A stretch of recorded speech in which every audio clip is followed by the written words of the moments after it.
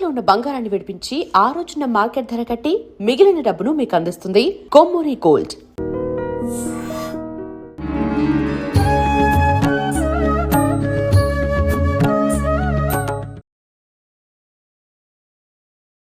నమస్కారం, welcome to I dream. ధర్మ మార్గం విత్ విజిత కార్యక్రమానికి స్వాగతం. ప్రస్తుతం మనతో పాటు ఉన్నారు ప్రముఖ ఆధ్యాత్మికవేత్త శ్రీమతి బట్టిప్రోలు విజయలక్ష్మి గారు. ఇప్పుడు అమ్మతో మాట్లాడి మరిన్ని విషయాలు తెలుసుకుందాం. నమస్కారం అమ్మా. నమస్కారం అమ్మా. సాధారణంగా భగవంతుడికి మనం ఇంట్లో నివేదన చేస్తూ ఉంటాం ప్రసాదం. ఆ నివేదన చేసిన ప్రసాదాన్ని చీమలు తింటే ఏమన్నా అరిష్టమా? అయ్యో, చాలా మంచిది. మంచిది మంచిది అంటే ఎప్పుడైనా కూడా మనిషి పుట్టడం 5 రుణాలతో పుడతాడు. ఒకటి అందులో భూత రుణం, అంటే ఋషి రుణం, పితృ రుణం, దేవ రుణం, మనుష్య రుణం, భూత రుణం. ఈ 5 రుణాలు మన సనాతన ధర్మంలో ఎవరు పుట్టినా ఈ 5గురి సహకారంతోనే పుట్టాడు, ఎదిగాడు, ఇంతవరకు ఉన్నాడు. కనుక ఋషి లేకపోతే జ్ఞానం లేదు, తల్లిదండ్రి లేకపోతే జన్మ లేదు. పితృరుణం, పితృరుణం, దేవరుణం. దేవత లేకపోతే మనకి బ్లెస్సింగ్స్ లేవు. ఋషి రుణం లేకపోతే జ్ఞానం లేదు. తోటి మనుషుల సహకారం లేకపోతే మనం సంఘాల్లో ఎలా బతుకుతున్నాం? కనుక మనిషి రుణం, భూత రుణం. మనకి తెలియకుండా ఎన్నో భూతాలు మనకి ఎన్నో రూపాల్లో సేవలు చేస్తున్నాయి. కనుక వాటన్నిటికీ పంచభూతాలు అంటున్నాం. అందుకే పృథ్వీరాపస్తేజో వాయురగ్ని. ఇప్పటికీ కూడా ఆలయాల్లో చుట్టూ భూత బలి అని చెప్పి పెట్టి బలిపీఠాల మీద పెడుతూ ఉంటారు, చూసారు కదా. ఇవన్నీ ఈ రుణాలు ఉంటాయన్నమాట అందరికీ. ఈ రుణాలు మనం తీర్చుకుంటే మంచిదే కదా. కనుక చీమలకి పెట్టడం, లేకపోతే పక్షులకి గింజలు వేయటం, నీళ్లు పెట్టడం, ఇవన్నీ కూడా అభూత రుణం కిందకు వస్తాయి. అవి తింటే మనకి రుణ పరిహారం అవుతుంది. ఏదన్నా రుణాలు ఉంటే ఇప్పటికైనా కూడా చాలా చోట్ల ఈ నమ్మకం ఉంది, గమనించండి. రుణాలు ఉన్నప్పుడు అశ్వత్థ వృక్షం చుట్టూ తిరుగుతూ అక్కడ చక్కెర వేయండి, ఆ చక్కెర చీమలు కనుక వచ్చి తింటే మీ అప్పులు తీరిపోతాయని. అప్పు అంటే ఏమిటి? ఆ భూత రుణం తీరుతుంది.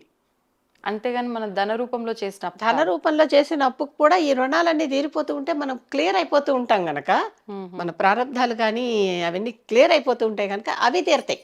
ఓకే. ఎప్పుడైనా కూడా అక్కడ స్విచ్ చేస్తే ఇక్కడ బల్బ్ వెలిగినట్టుగా ఒక చోట చేస్తే ఇంకొక చోట దాని పరిహారం కనిపిస్తుంది మనకి. కనుక ఎప్పుడైనా కూడా కనుక చీమలు తింటే ఏమన్నా అవుతుందా? ఏదన్నా వేరే చీమలు కాదు మరొక జీవి కానీ వచ్చి తింటే ఏమన్నా అవుతుందా అంటే, అవి మన భూత రుణానికి మనం బాకీ ఉండిపోయాం, ఆ రుణం తీర్చుకుంటోంది అని అర్థం. మనం ప్రత్యేకంగా చీమల దగ్గరికి వెళ్ళి వేసి రుణం తీర్చుకుంటాం కొన్ని, ఒకసారి ఎక్కడ పెట్టినా అక్కడికి ఆ జంతువులు ఏవో వచ్చి తినేస్తాయి. అందుకని పెద్దలకు కూడా పిండాలు పెట్టేటప్పుడు కాకి పిండం అని ఒకటి వెళ్ళి కాకి పెట్టడం, ఇలాంటివన్నీ ఉన్నాయి. అంటే జంతువులు కూడా భూతంలాగానే భావించి వాటికి కూడా మనం రుణం తీర్చుకోవాల్సిందే. ఈ రుణం తీర్చుకునేటటువంటి కార్యక్రమం నిరంతరం మనం వెళ్ళేదాకా జరుగుతూ ఉండాల్సిందే.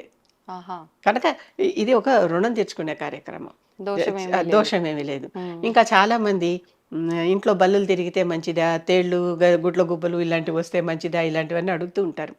వాటికి కూడా సమాధానం ఏంటంటే, ఈ రోజు కూడా మీరు అలంపురం అని మనకి దగ్గరలో ఒక శక్తి క్షేత్రం ఉంది కర్నూలు దగ్గర. ఆ అలంపురం శక్తి క్షేత్రంలో జోగులాంబవారు అమ్మవారు, జోగిని యోగిని, ఆవిడ యోగ దీక్షలో ఉంటారు. ఆ యోగ దీక్షలో ఉన్న అమ్మవారి శిరస్సు అంతా పూర్తిగా ఇలాగా చింపిరి జుట్టులాగా ఉంటుంది. మరి యోగులకు ఎలా ఉంటుంది? వాళ్ళకి రోజు మళ్ళాగా దువ్వుకుని సంస్కారం చేసుకుని జడేసుకోలేరు కదా, జుట్టుని ముడేసుకోలేరు కదా. ఆవిడకలా చింపిరి జుట్టులాగా ఉంటుంది.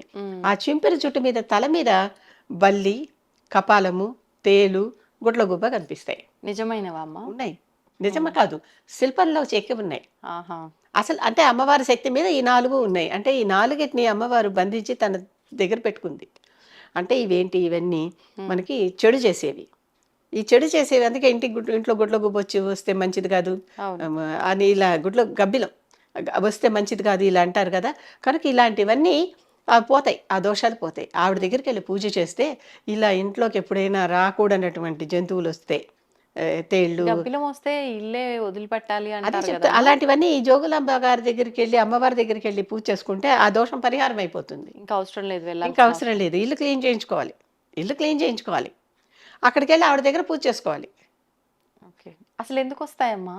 ఎందుకు వస్తాయి అంటే, ఇంట్లో చెడు ఆరా ఉంటే ఇంట్లోకి వస్తాయి. చెడు ఆరా అంటే ఏమిటి? చెడ్డ శక్తి. అందుకని ఆ చెడ్డ శక్తి ఎప్పటికప్పుడు ఇంట్లో నుంచి పోవాలంటే ఇంట్లో దీపం వెలుగుతూ ఉంటే ఏవి కొన్ని రావు, గమనించారా? అవును. అలాగే ధూపం వేస్తూ ఉంటే ఆ సువాసన కొన్ని రావు. అవును. కనుక ఇంట్లో దీపం ఎప్పుడూ ఉండాలి అనేటటువంటి కారణం అదే. ఉమ్. 2 పూటలా పూజ చేయండి అనే కారణం కూడా అదే. అదే. చెడ్డ శక్తులు ఏవి మన చుట్టుపక్కల రాకుండా ఉండటం. ఉమ్. ఇంటికి బయట దిష్టి పటాలు పెడుతూ ఉంటారు, గుమ్మడికాయలు కట్టడం అవును. ఇలాంటివి. అలాగే ఇంటి లోపల కూడా దిష్టి గణపతి ఇలాంటివి కొన్ని పెడుతూ ఉంటారు. ఉమ్. కన్ను దిష్టి గణపతి అని దిష్టి కొట్టకుండా ఉండేటటువంటివి అన్నీ కూడా మన చుట్టుపక్కల ఉన్న చెడు ఆరాని తీసేస్తాయి. ఎంత లేదన్నా చెడు ఆరా ఏదో రూపంలో ఇంట్లోకి ప్రవేశిస్తూనే ఉంటుంది. గాలిలో ఉన్నటువంటి రకరకాల భూతాలు ఉంటాయిగా, కొన్ని మంచి చేసేవి, కొన్ని చెడు చేసేవి అన్నీ వచ్చేస్తూనే, అంటే గాలిలో బ్యాక్టీరియా అనుకోండి పోని, అవును. కొన్ని మంచి చేస్తాయి, కొన్ని చెడు చేస్తాయి, అన్నీ ఉంటాయి కదా. కనుక ఇంట్లో ఎప్పుడూ కూడా ఆ, కొన్ని కొన్ని ముఖ్యమైన చోట్ల కార్నర్స్లో, ముఖ్యంగా కార్నర్స్లో జమ అవుతాయి ఇలాంటి చెత్త అంతా, గమనించండి. అవును. అలాంటి కార్నర్స్లో ఒక గాజు ప్లేట్లో కానీ, గాజు కటోరాల బౌల్లో కానీ రాళ్ళుప్పు ఉంటుంది కదా, ఉమ్. ఆ రాళ్ళుప్పు కానీ, పచ్చకర్పూరం కానీ, లేకపోతే కర్పూరం కానీ పెట్టుకుంటే ఈ కర్పూరం వాసనకి రావు.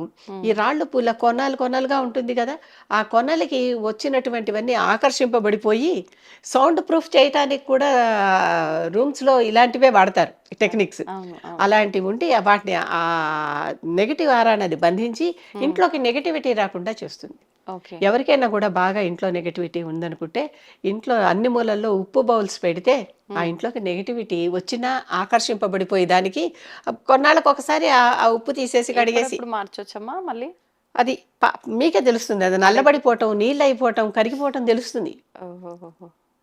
అసలు పెట్టడం ఏ రోజైనా పెట్టాలి అని విశేషంగా ఎప్పుడు అసలు ఉంటుందా? ఇవాళ ఎప్పుడైనా? అడ్డం వచ్చిందంటే ఇవాళే పెట్టేయండి అంతే. ఆ. అన్నిటికీ ముహూర్తాలు చూడకూడదు. ఆ.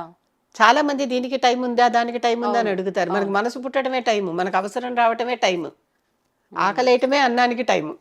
అంతే. ఆ రకంగా వెంటనే పెట్టేయండి. ఇంట్లో ఒక గాజు కటోరాలు ఒక 10 తెచ్చుకోండి. 10 కార్నర్లు ఉన్నాయనుకుందాం ఇంట్లో, ఫర్ ఎగ్జాంపుల్. ఇంత గుప్పెడు రాళ్ళు ఒక్కొక్క దాంట్లో వేసేసి పెట్టేయండి. అది అన్ని దోషాలని పరిహారం చేస్తుంది. ముఖ్యంగా దృష్టి దోషాలని, నెగిటివిటీ దోషాలని, ఇలాంటి చెడు శక్తులు ఏవైతే ఇంట్లోకి చేరాలని అనుకుంటున్నాయో అవన్నిటినీ ఇది పరిహారం చేస్తుంది. ఎవరైనా మన మీద ఏదైనా ప్రయోగం చేసినా ఆ ప్రయోగం ఇది ఫలించనివ్వదు. ఆహా. అంతదాకా పనిచేస్తుంది. ఇంట్లో ఉన్న ఉప్పు ఇంత చక్కగా పెద్ద మహత్యం చేస్తుంది.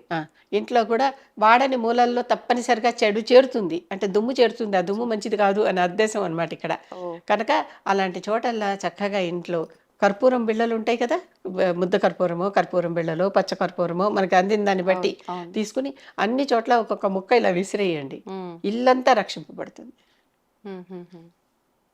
ఎప్పుడు కూడా. ఆ. ఎప్పుడు అందుకనే సువాసనలు వెదజల్లేలాగా అమ్మవారు చక్కగా పులుగు జవ్వాదితో రాసినటువంటి తిలకాలు ధరిస్తూ ఉంటారు. మనం కూడా అలా జవ్వాదితో పెట్టిన కుంకం లాంటిది పెట్టుకుంటే మనకు కూడా ఎటువంటి దృష్టి దోషాలు అంటవు, రావు. ఆ. అలా పెట్టుకోవచ్చమ్మా? అంటే ఇప్పుడు చక్కగా అన్నిట్లో పెట్టుకోవచ్చు. కెమికల్స్ అవి ఇవి అంటున్నారు కదా. కుంకం తెచ్చు ఈ మధ్య దొరుకుతుంది కదా, మంచి కుంకమే కూడా దొరుకుతుంది కదా, ఉమ్. తీసుకురండి. దాంట్లో జవ్వాది కలపండి, ఉమ్. దాంట్లో కొంచెం గులాబ్ జాల్ వేయండి, పన్నీరు వేయండి, లేకపోతే దాంట్లో కొంచెం పునుగు తైలం కూడా దొరుకుతుంది బజారులో, ఆ కొంచెం ఒక చుక్క పునుగు తైలం వేయండి, కలిపేసేయండి. అది రోజు బొట్టు పెట్టుకోండి. ఎటువంటి దృష్టి దోషాలు తగలవు, ఉమ్. ఖచ్చితంగా తగలవు. ఇప్పుడు అందరికీ అవసరం అయ్యేదే ఇది. అవసరం అయ్యేది అది. కాకపోతే బొట్టు పెట్టుకోవటమే మానేశారు, దృష్టి దోషాలను ఆహ్వానిస్తున్నారు. అవునులేండి. ధన్యవాదాలమ్మా.